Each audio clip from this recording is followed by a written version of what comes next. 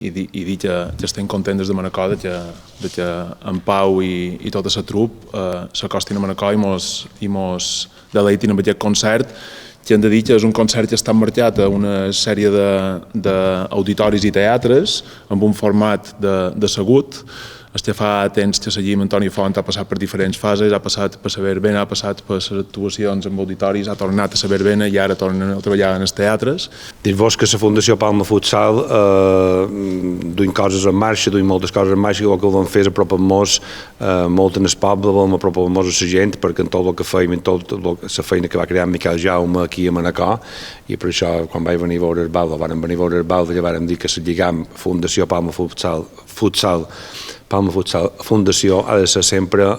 molt propera a Manacor, i per això vam voler fer aquest espectacle que serà el millor, el més nomenat de 2024 aquí a Manacor. Creo que la Fundación Miquel Jaume Palma Futsal va mucho más allá del deporte. Desde hace ya tiempo estamos entrando también en la cultura de una manera muy especial, y para nosotros es todo un orgullo, un honor participar y colaborar de la mano del Ayuntamiento en la organización de este evento, ¿no?